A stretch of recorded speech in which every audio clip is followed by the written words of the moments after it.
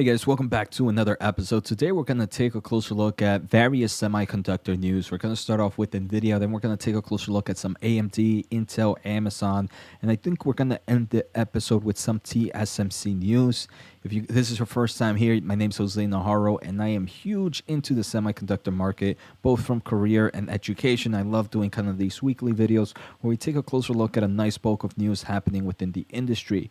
So let's take a closer look in today's episode. So first, obviously, we have to talk about Nvidia. And today on August 18th, we did see reports that Nvidia is raking in over 1,000% profit on every H100 AI accelerator.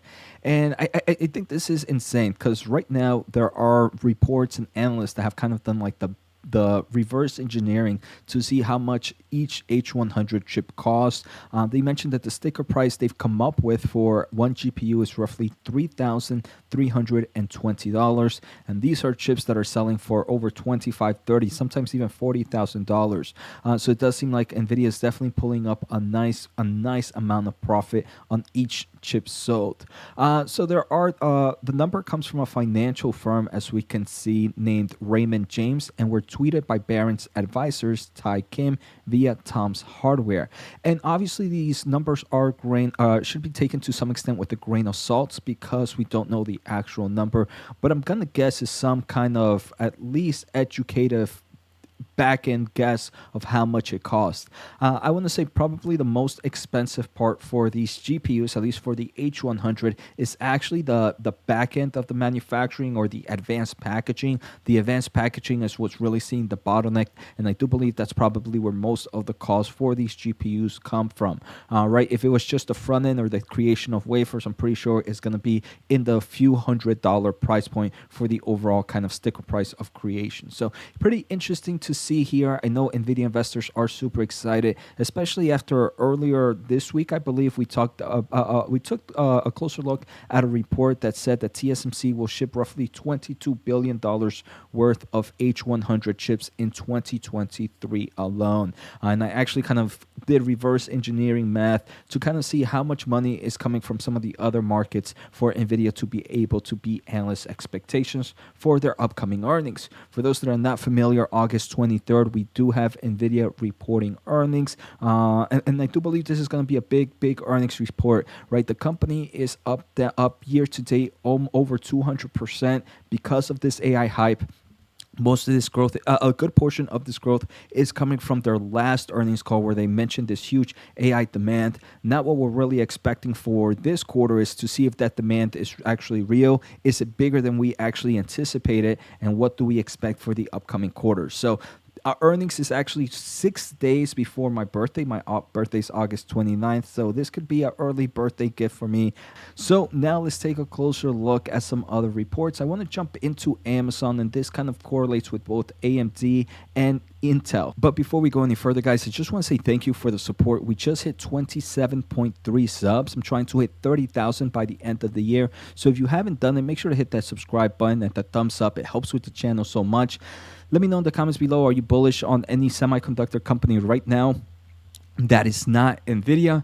If you want to learn more about the semiconductor market, I do have a weekly video exclusive to my membership. Click join to learn more. If you want a special offer, check out fool.com/Jose. And if you want a free newsletter about the semiconductor space, check out josenajarro.substack.com. And finally, I want to thank The Motley Fool for sponsoring this video, and check out fool.com/Jose for the 10 best stocks to buy now. With that link, you get a promotional offer for the subscription service. Now, let's continue with today's episode. All right, so yesterday on August 17th, we did hear that there are some new Amazon EC2 HPC 7A instances powered by 4th generation AMD EPYC processors, and these are optimized for high performance computing.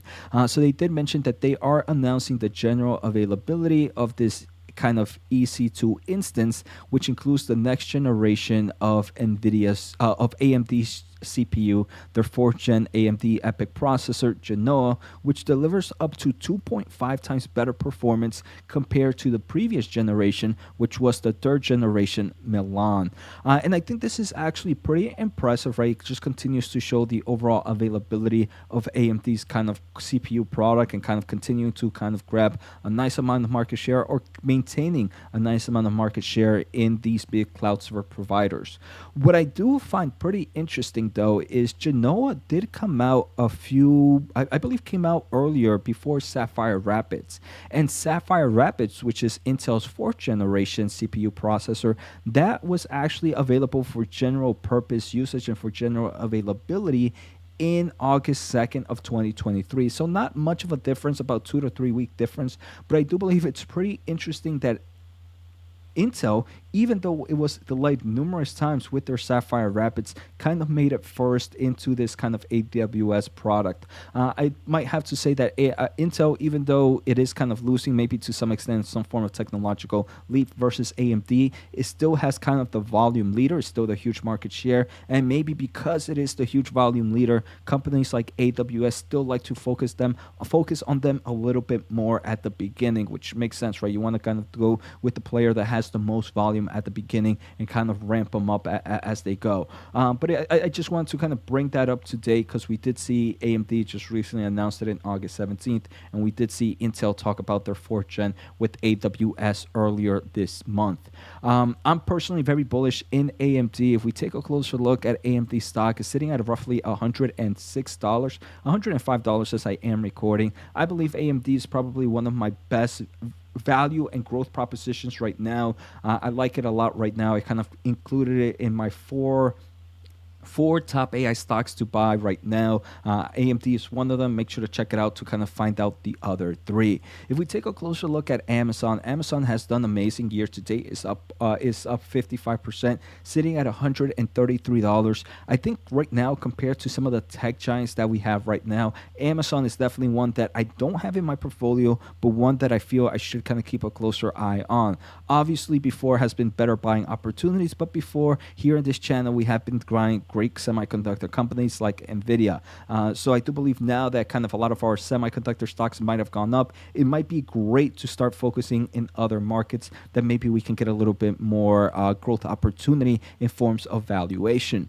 Now, if we take a closer look at Intel right now is also doing pretty good. Year to date, the stock is up roughly 22.65%, a lot slower compared to the other players. But obviously, this is kind of getting a lot of hurdles, especially with the manufacturing and everything else. In the past 5 days, the stock is down roughly 5%. Intel is one I don't own, but it's one that sometimes, not all the times, but sometimes tells me like, hey, Jose, maybe you should check me out a little bit more and take a closer look. I mean, I'm pretty sure I know Intel ins and out. I've done so many videos on all their products, their AI products, their software products, their consumer products, their manufacturing endeavors. So I really understand this company's inside and out. But still, I don't know why I haven't really pulled the trigger. I want to say maybe if it drops below the 30 price point, maybe that's when I might really consider dabbling into some form of position for Intel.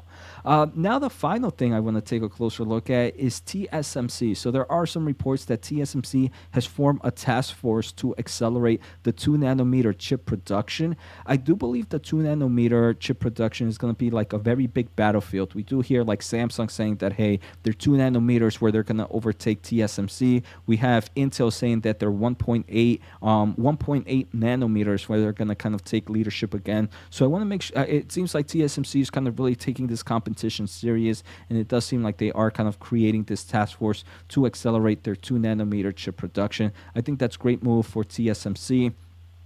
Kind of talking about TSMC, it does seem like right now there is a report that advanced packaging becomes the next battlefield for Intel and TSMC. And I do believe this is really true, especially if you're focusing in advanced chip manufacturing. So advanced packaging is probably like, it is the back end of chip manufacturing. So the first part is the front end, and the front end is usually the creation of the chip wafers. And that's what everybody is kind of battling right now. The chip wafers, if you're able to make great yields in 2 nanometers, in 3 nanometers, and 5 nanometers. But what's now happening is the way that chips are being made with numerous things like chiplet design, multi node architectures, and stuff like that. You are seeing that that is dealt in the advanced packaging. So you need to have great advanced packaging technology. So it does seem like Intel and TSMC and Samsung are going to be battling out in advanced packaging as well. We have talked about in the past about some companies that deal well with advanced packaging. Actually, in the membership program for the semiconductor industry that I said join now, I actually discussed one of my favorite advanced packaging companies right now and did a deep dive on them. So pretty interesting there. The final thing I wanted to look at is we are seeing, this is super small, right? Department of Energy announces a $16 million for research on AI machine learning for nuclear physics accelerators and detectors. So I just wanted to showcase that, hey, right, not only enterprises and big players are entering in this kind of AI machine learning race, we're also seeing the government, which has huge money, also continue to invest in this market. Let's just take a closer look at TSMC stock price. I believe this is the only one we haven't looked at. Year to date, the stock is up 23%. From its year to date high, the stock is down roughly 15%. I really wasn't liking Taiwan Semiconductor at those price points over 100, but now that it's sitting in the 90s, I think this is looking a little bit more attractive right now, and maybe a time for me to maybe increase my position and really start looking at TSMC. So let me know what are your thoughts on the current semiconductor news. Take care, have a good day, and see you next time.